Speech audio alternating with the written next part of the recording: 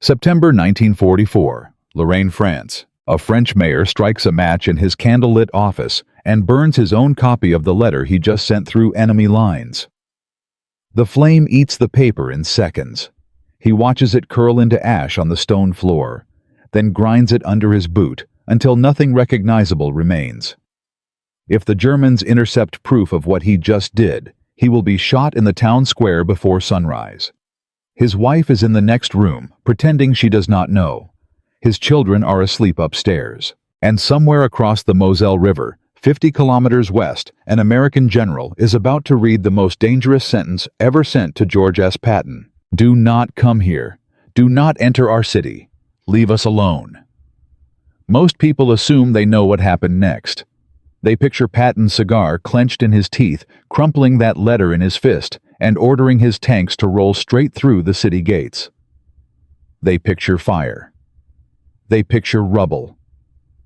They picture the most aggressive commander in the entire Allied army doing what aggressive commanders do. That is not what happened. What actually happened was stranger, colder, more calculated than any war film has ever shown you. The mayor's refusal ended up handing Patton one of the most complete operational victories of the entire Western Front. And the man at the center of it was not a general, not a politician, not a war hero. He was a 52-year-old civil servant named Camille Schmitt, a former railway clerk turned wartime mayor, who had never fired a rifle in his life, and whose biggest decision before the war had been which street lamps to repair on Rue Saint-Jean. Don't forget to like, subscribe, and turn on notifications so you never miss our next videos. Join us as we uncover more stories, historical events, and inspiring moments from the past. Stay with me. Because before this is over, you will see how one letter from a frightened civilian rerouted an entire American army, collapsed a German Panzer counterattack, and saved a UNESCO-grade Baroque square from being reduced to gravel. 3 weeks before that letter was burned, Patton's tanks were not even moving. The last day of August, 1944. Patton's Third Army stands at the edge of the Meuse River, looking east, and for one shimmering moment, the war feels like something with a date attached to it. In 30 days, his men have torn across France. They have broken Normandy open. They have driven hundreds of miles east. They have shattered the German defensive structure into running disorganized fragments. The Rhine feels reachable. Berlin feels reachable. Some staff officers are quietly drafting timelines that end the war before Christmas. Then the fuel runs out. Not metaphorically, literally. The Third Army is burning 400,000 gallons of gasoline every single day. And on the morning of August 31st, the trucks bringing that gasoline forward simply stop arriving. Eisenhower has redirected the Allied fuel supply north to Field Marshal Montgomery for an airborne operation in the Netherlands called Market Garden. Patton's tanks freeze in place, not from enemy fire, not from terrain, from an empty hose. For 5 days, the Third Army sits motionless in the Verdun sector. 5 days. To a soldier in a stalled tank, 5 days is boredom. To the war, 5 days is a catastrophe. Because every hour those engines sit cold German forces to the east, who had been retreating in panic, are doing something deadly. They are stopping. They are breathing. They are digging in. They are receiving reinforcements. They are remembering they are still an army. When the fuel finally arrives and Patton lurches forward again, the ground in front of him has changed. The retreating German army he was chasing is gone. In its place stands a hardened defensive line. And directly across his path stands a city that in those 5 lost days has become something it was not before. A fortress. Nancy. There is a reason Nancy appeared on every German defensive plan that month, and it had nothing to do with the city itself. It had to do with geography. The Moselle River wraps around the western edge of Nancy like a moat wide and fast and fed by autumn rains. To the east of the city rises a chain of elevated ridges called the Grand Couronne ground that gives any defender on top of it a clear shooting line over every road leading in. Nancy sits trapped between river and high ground. To bypass it is complicated. To attack it directly is murderous. To hold it if you are German is almost easy. General Johannes Blaskowitz, commanding German Army Group G, understood this perfectly. He moved elements of 2 Panzer Grenadier divisions into the Nancy sector.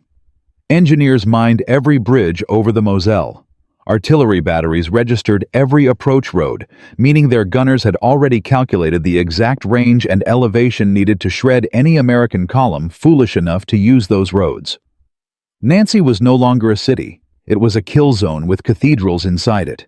And inside that kill zone, a 52-year-old former railway clerk was about to do something insane. Camille Schmitt had been mayor of Nancy for less than 2 years when the war turned toward him. He was not a soldier. He was not a politician of any rank. Before the German occupation, his life had been bordereau and timetables, signatures, and seals, the small ceremonial duties of a small French city. He wore a thin gray suit and steel-rimmed glasses, and the kind of polite, exhausted patience that civil servants develop after 20 years of complaints about garbage collection. But Schmitt had been watching. For weeks he had watched the front collapse westward. He had read the reports from villages caught between advancing Americans and retreating Germans' villages, where artillery from both sides had reduced churches to powder and families to lists. He knew Patton's reputation. He knew what American gun crews did to Baroque architecture. He knew that the Germans inside his city had wired the Moselle bridges with explosives and had standing orders to detonate everything before withdrawing, and he knew exactly what would happen if Patton drove straight at the city walls. Place Stanislas, the most beautiful Baroque square in Europe, would be gone in an afternoon. The cathedral would be gone. The medieval quarter, the gilded gates, the homes where his neighbors slept, all of it gone in the time it takes to smoke 2 cigarettes. So Schmitt sat down at his desk one night in early September and made a decision so dangerous that historians are still uncertain how he survived it. He drafted a letter, not to a friend, not to the resistance, to 12th Corps headquarters of the United States Third Army, to Major General Manton Eddy, and ultimately to George S. Patton himself.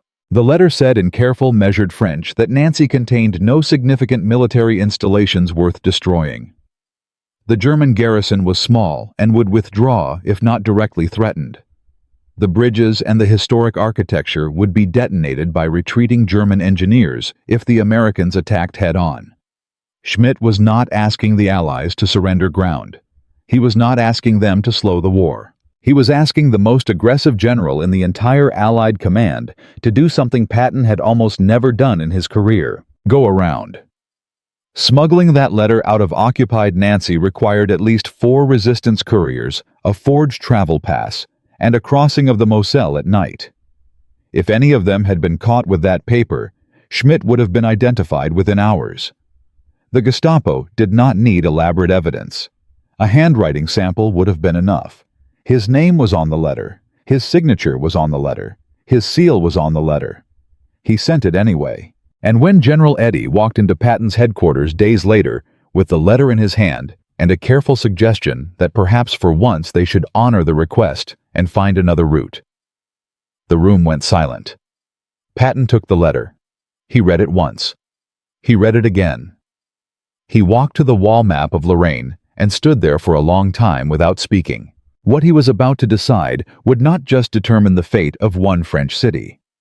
It would expose a flaw in the entire German defensive line that no one, not Blaskowitz, not Hitler, not even Patton's own staff, had yet seen. But to find that flaw, Patton was going to have to do something no one expected from him.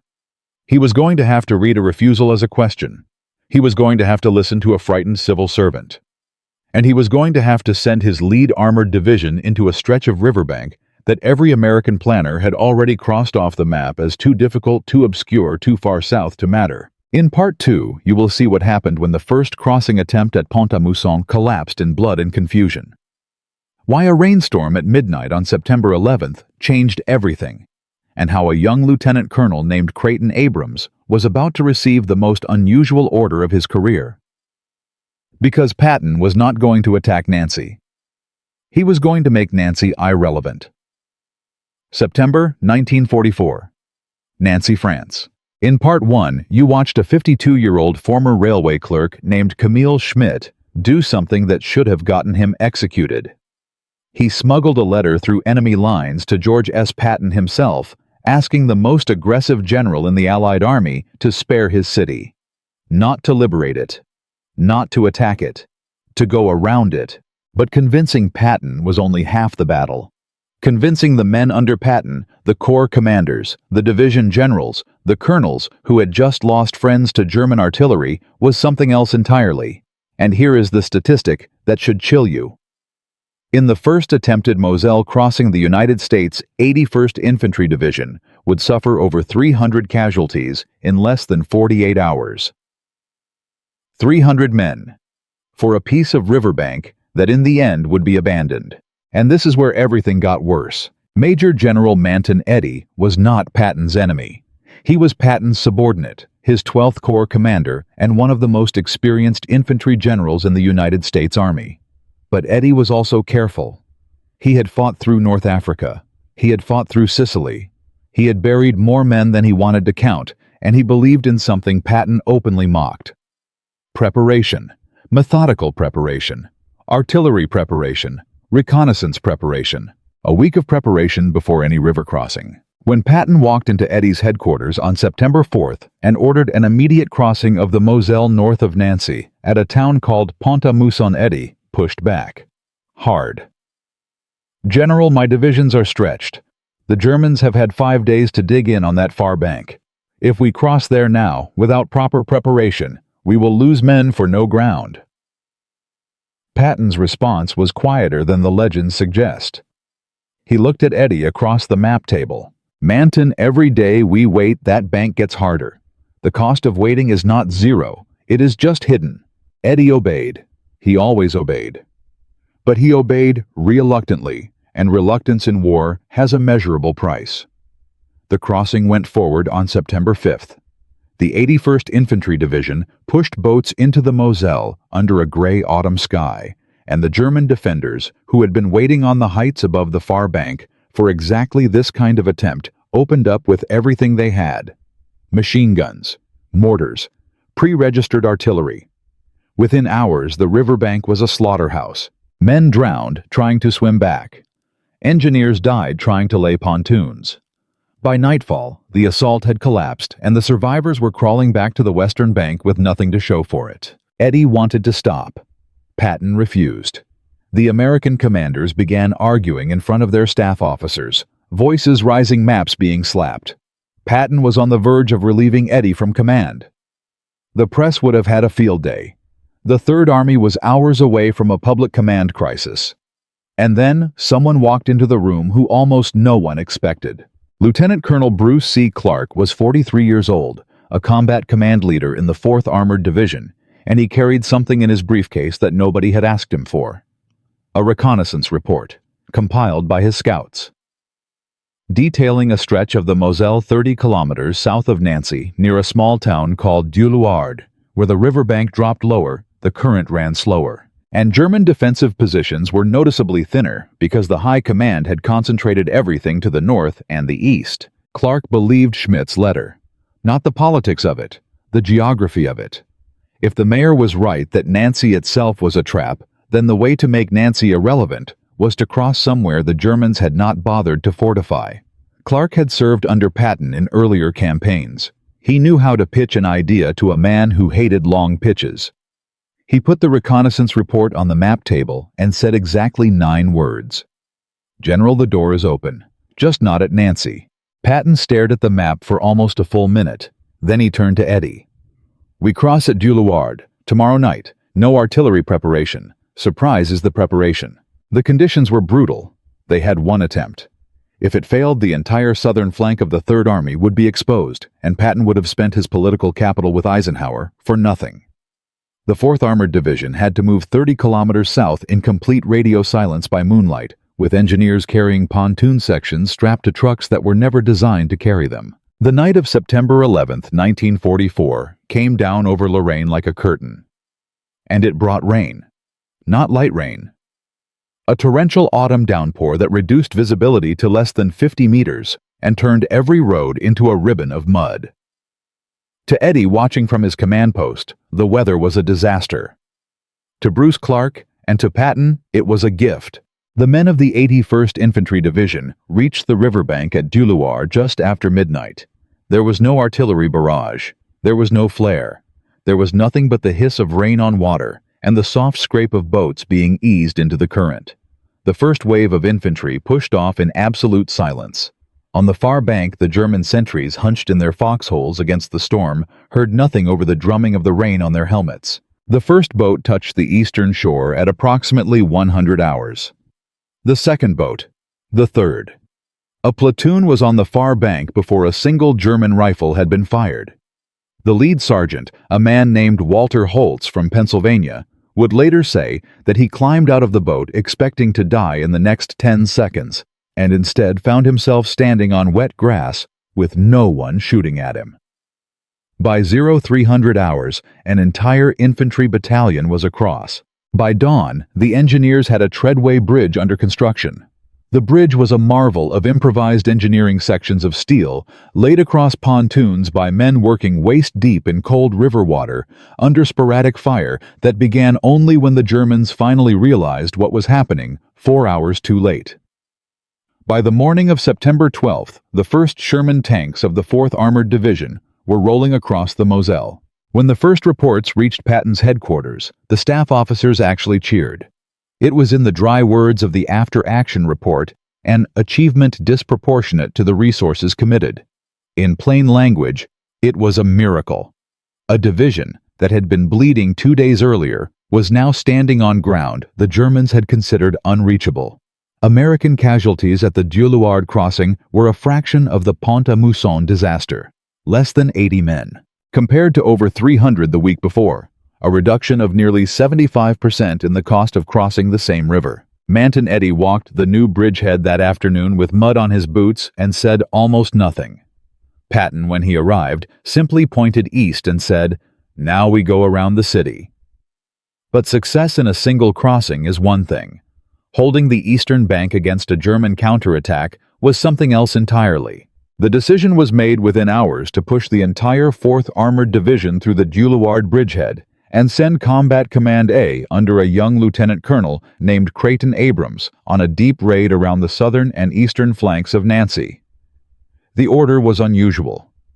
It was not an order to attack a city. It was an order to encircle one. The logistics were nightmarish. Every Sherman tank had to be ferried across a single treadway bridge that swayed under each vehicle. Fuel trucks, ammunition trucks, field kitchens, all of it across one bridge that German artillery was now starting to find. Resistance from the older infantry divisions was real. Some commanders did not believe armor could operate that deep behind enemy lines without infantry support. Abrams had to argue with his own logistics officers to get the fuel released for the breakout. But once Abrams crossed, the world began to change fast. His column appeared at road junctions 20-30 kilometers behind the German front line. German staff officers in Nancy began receiving panicked phone calls from villages they thought were safely in their rear. American Sherman tanks were rolling through towns that had not seen a uniformed enemy in 4 years. The German garrison inside Nancy began to understand what was happening.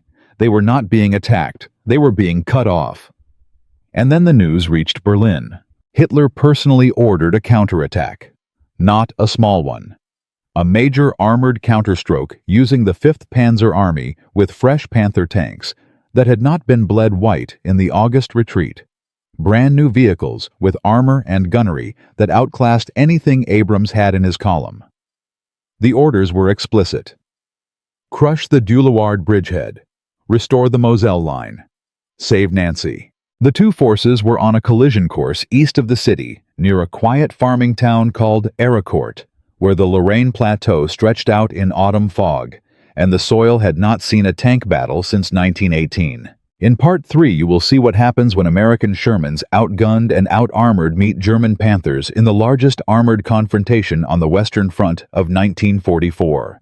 You will see how a 30-year-old lieutenant colonel named Creighton Abrams turns autumn fog into a weapon. And you will see the moment when Hitler's last hope of saving the Lorraine line dies in a muddy field. The real war was just beginning. September 1944.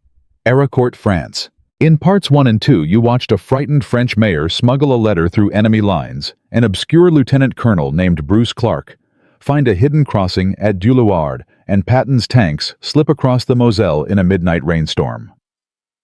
The German garrison inside Nancy was being surrounded without a single shell falling on Place Stanislas. The encirclement was working, but when the news of the American breakthrough reached Berlin, Adolf Hitler did something that almost no one in his command staff expected. He ordered every available Panther tank in Western Germany to converge on a quiet patch of Lorraine farmland to crush the Americans before they could consolidate. In the first 72 hours of what was about to come, the German 5th Panzer Army would lose more armored vehicles than in any single engagement on the Western Front that entire year. And now this was no longer an experiment. The reaction inside the German command was a mixture of shock and fury. Field Marshal Walter Model, the commander charged with stabilizing the entire Western Front, received reports on September 14th that American Sherman tanks had been spotted not just east of the Moselle, but deep behind the Nancy garrison at road junctions 30 and 40 kilometers in the German rear. His staff officers initially refused to believe the reports. They demanded confirmation. They got it. American armor was rolling through villages that had been considered safely behind the front line for a full week. Hitler's response was characteristic. He ordered the 5th Panzer Army under General Hasso von Manteuffel to assemble every operational tank within reach and counterattack immediately. The force assembled was formidable on paper. Over 260 tanks and assault guns. The 111th and 113th Panzer Brigades. Brand new Panther tanks fresh from the factories at Kassel with crews trained in only 6 weeks because the Reich no longer had time for proper armor schools. The Panther was on paper a machine that should have terrified any American crew. Its 75mm long-barreled gun could penetrate the front armor of a Sherman at over 2,000 meters. Its sloped frontal plate was nearly impenetrable from the front.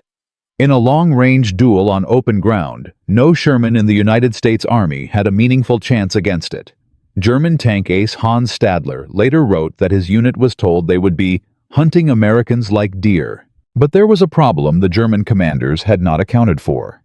Their crews were green. Their fuel reserves were thin. And the weather over Lorraine in the 3rd week of September was about to do something that no planner on either side had predicted. Inside the American command, the crisis was different, but just as severe. Creighton Abrams Combat Command. A had pushed so far east that its supply line was a single muddy road back to the Duluard bridgehead. Fuel was running low. Ammunition for the Sherman's 75mm guns was being rationed. Several tanks had broken down with mechanical failures the maintenance crews could not address in the field. And Abrams himself was operating with less than a full battalion of armor, perhaps 50 operational Shermans, against an incoming force 5 times that size. Worse intelligence officers at 3rd Army headquarters were beginning to whisper that Patton had pushed too far too fast. Some staff officers privately suggested pulling Abrams back to the Moselle to consolidate. The pressure on Patton from above was real. If Abrams was destroyed, the political fallout in Washington would be catastrophic. Eisenhower had not authorized this deep penetration. Patton had done it on his own initiative. Patton refused to recall Abrams. He did something else. He prayed for fog. He got it. On the morning of September 19, 1944, the Lorraine Plateau awoke under a thick gray blanket of autumn fog. Visibility was less than 200 meters in many places. The Panther's greatest advantage, its long-range gunnery, was now useless. The Battle of Ericourt began at approximately 800 hours. The German 113th Panzer Brigade emerged from the fog in column formation, advancing on what they believed was an American flank. They were wrong. Abrams had positioned his Shermans on reverse slopes, hull down, behind low ridges, exactly where the fog made them invisible, until the Panthers were within 150 meters. At 150 meters, the Panther's armor advantage disappeared. The 1st Panther exploded before its commander knew what had hit him. American Sherman crews trained relentlessly in close-range gunnery, fired at point-blank range into the side and rear armor of the German column. Sergeant Lafayette Poole, one of the most decorated tank commanders in Abrams' unit, knocked out 3 Panthers in less than 4 minutes. The Germans tried to maneuver. The fog made it impossible. They could not see the American positions. They could not coordinate by radio because their communications were jammed by Abrams's superior radio discipline. Panther commanders began climbing out of their turrets to wave hand signals and were promptly shot by American infantry hidden in the hedgerows. By midday, the 113th Panzer Brigade had lost over 30 tanks. The 111th Panzer Brigade attempted a flanking attack from the south the next morning. The same disaster repeated itself. American Shermans, lighter and more mobile, used the rolling terrain to attack from oblique angles. They targeted the thinner side armor of the Panthers, the engine compartments, the tracks. A Panther with a thrown track was a Panther that was finished. By September 22nd, 4 days into the battle, the German counterattack had collapsed. The numbers were staggering. Over 86 German tanks destroyed or abandoned. Over 200 vehicles of all types lost. Approximately 3,000 German casualties. American losses by comparison were 41 Shermans destroyed, of which over a dozen were later recovered and repaired. The exchange ratio was better than 2-to-1 in tanks, even with the German qualitative advantage. A captured German lieutenant told his American interrogators something that became famous in the after-action reports. "We could not see your tanks. We could only see them when we were already dead." Manteufel's 5th Panzer Army was finished as an offensive force. It would not launch another major attack on the Western Front until the Ardennes in December, and news of Ericourt traveled fast. Within days, the entire United States Third Army was studying Abrams' tactics. American tank commanders across the European theater began training specifically for close-range engagement, for reverse-slope ambushes, for the kind of fast, decisive armor combat that nullified the German technical edge. Patton himself flew to Ericourt to walk the battlefield. He stood in the wet field, surrounded by burned-out Panthers, and reportedly said, "This is how we win the war. Not by matching them, by outsmarting them." The Third Army's casualty rates in subsequent armor engagements dropped by nearly 40%. Operational tempo increased. The doctrine of "find the open door, not the locked one," began circulating in American training manuals. For the German Army, the consequences were strategic and permanent. The Lorraine defensive line, which had seemed secure in early September, was now a sieve. Within 6 weeks, Hitler would be forced to pull his last operational reserves out of the Western Front and stockpile them for a desperate winter offensive in the Ardennes. The Battle of Ericourt had drained resources he could not replace. The garrison inside Nancy, cut off and unsupported, had already withdrawn on the night of September 14th to 15th. American forces had walked into Place Stanislas and found it untouched. The cathedral was undamaged. The golden gates of the square stood as they had for 200 years. Camille Schmitt, the railway clerk turned mayor, met Patton in his city hall, and the two men, through an interpreter, had a conversation that no formal record preserves, but that several aides described as warm. Schmidt's letter had asked for a miracle. He had received one, though not in the form he expected. Creighton Abrams was promoted to colonel within weeks. He would go on to become the commander of the United States Army in Vietnam, and ultimately Army Chief of Staff. The M1 Abrams main battle tank, which still rolls in American formations today, carries his name. Bruce Clark would receive the Distinguished Service Cross for his role in identifying the Doulouard crossing, and would later command the defense of Saint-Vith during the Battle of the Bulge. But what about the man who started it all? What about the 52-year-old former railway clerk in steel-rimmed glasses who burned his copy of a letter on a stone floor and committed an act of treason against an occupying army? What happened to Camille Schmitt? In Part 4, you will learn the strange, quiet fate of the mayor, whose letter rerouted an American army. You will learn what the Germans tried to do to him in the final hours of their occupation. You will learn why Patton himself made an unusual personal request on Schmidt's behalf in the weeks after liberation. And you will learn the lesson that Patton would later say he carried with him for the rest of the war. The lesson that a refusal properly read is not a wall. It is a map. The story has one final chapter, and almost no one knows it. September 1944. Place Stanislas, Nancy. Across 3 parts you have watched a 52-year-old former railway clerk named Camille Schmitt smuggle a desperate letter through enemy lines. An obscure lieutenant colonel named Bruce Clark discover a hidden crossing at Dieu-Loir. A young Creighton Abrams encircle an entire city without firing a shell into its streets. And the 5th Panzer Army die in an autumn fog at Aricourt. The mayor's letter had asked for a miracle. He received one. But what happened to Camille Schmitt? This story has one final twist that almost no one knows. A twist hidden in the archives of Lorraine for nearly 60 years. Because success in war comes with a price, and the man who saved Place Stanislas paid a quieter cost than anyone realized. When American forces walked into Nancy on the morning of September 15, 1944, Schmitt was not in his office. He was hiding in the basement of a cousin's farmhouse, 7 kilometers outside the city. The retreating German garrison commander, in his final hours, had ordered the arrest of every senior civilian official on a list compiled by SS counterintelligence weeks earlier. Schmitt's name was on that list near the top. The Gestapo had finally connected the dots on the smuggled letter. They had not been able to act in time. 2 German officers had broken down the door of his home on the night of September 13th. They had searched every room. They had taken his desk, his correspondence, and a photograph of his 3 children. They had not found him. A neighbor, an elderly widow named Madame Roussel, had hidden him under loose floorboards in her pantry, while the officers tore through his apartment overhead. When Patton arrived in Nancy 3 days later, one of his first formal acts was to request a meeting with the mayor.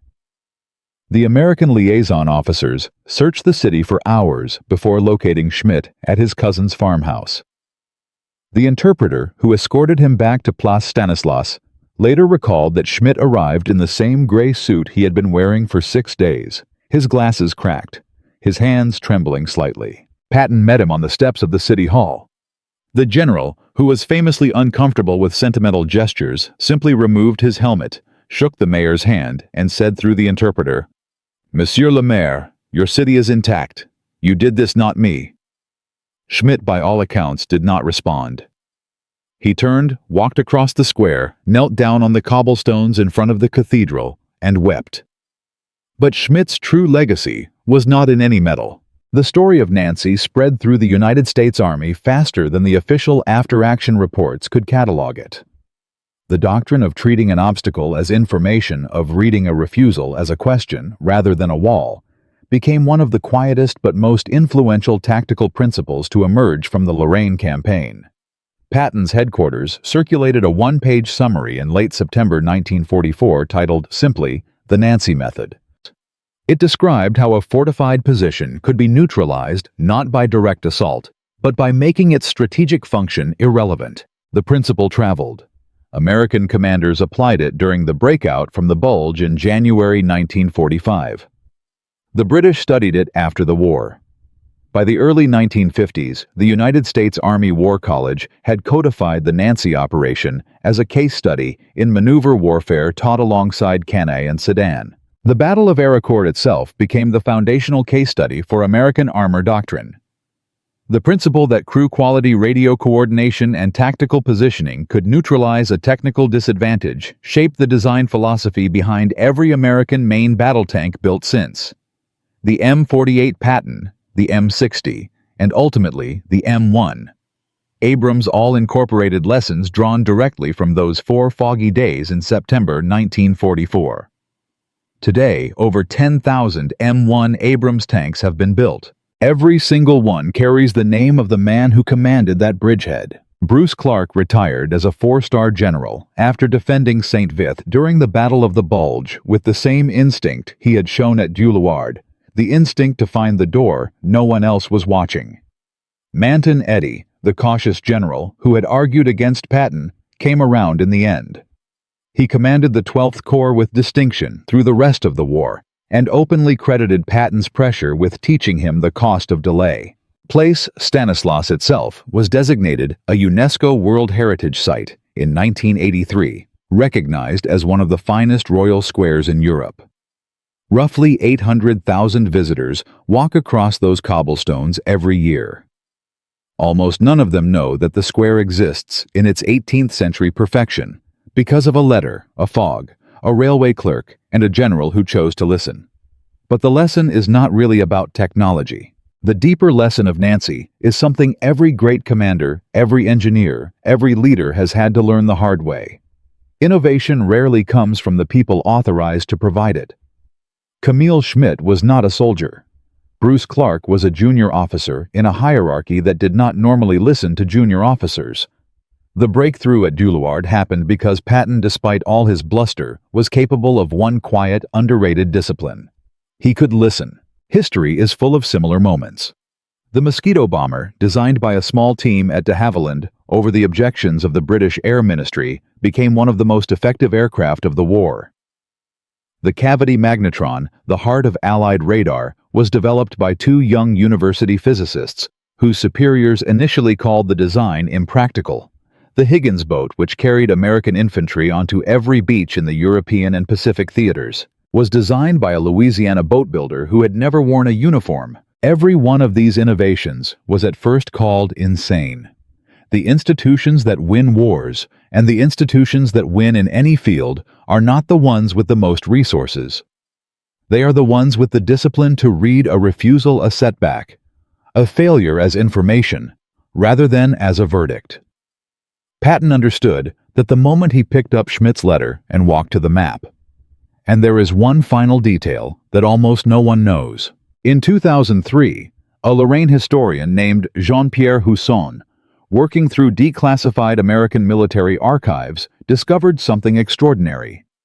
A handwritten note dated October 11, 1944, from George S. Patton's personal correspondence. The note was addressed to the United States Office of Strategic Services, the wartime predecessor of the CIA.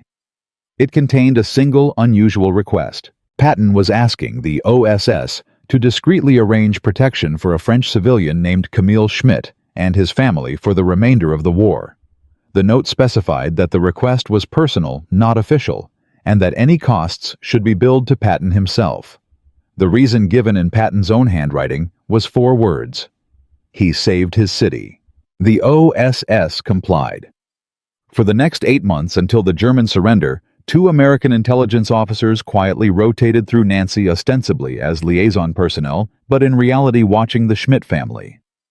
The Gestapo had compiled extensive files on French collaborators with Allied intelligence, and Patton was not willing to risk a post-war reprisal. Schmitt himself never knew. He served as mayor of Nancy until 1947, when he retired quietly to a small house outside the city. He never wrote a memoir. He gave one interview in 1955 to a local newspaper and refused to discuss the war. He died in 1962. His obituary in the Nancy Press was 3 paragraphs long.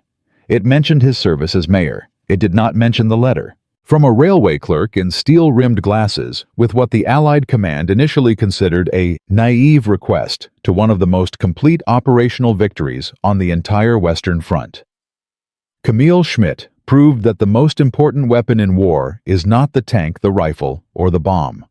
It is the willingness to think differently and the courage to ask for something everyone tells you is impossible. Because of one letter smuggled through enemy lines by a man who had never fired a rifle, an entire American army changed direction. A UNESCO World Heritage Site survived intact. The Lorraine line collapsed. The Western Front shifted. And tens of thousands of soldiers and civilians on both sides went home to their families instead of into the ground. If you know a story like this, a forgotten figure whose quiet decision changed history, share it in the comments. This is just one of hundreds of unlikely innovations that won the Second World War, and we are committed to bringing every one of them into the light. Subscribe so you do not miss the next. Patton himself, in a letter to his wife after the campaign, wrote a single sentence that captures everything. The bravest man I met in France wore glasses, weighed 140 pounds, and never carried a gun. That is the real story of Nancy.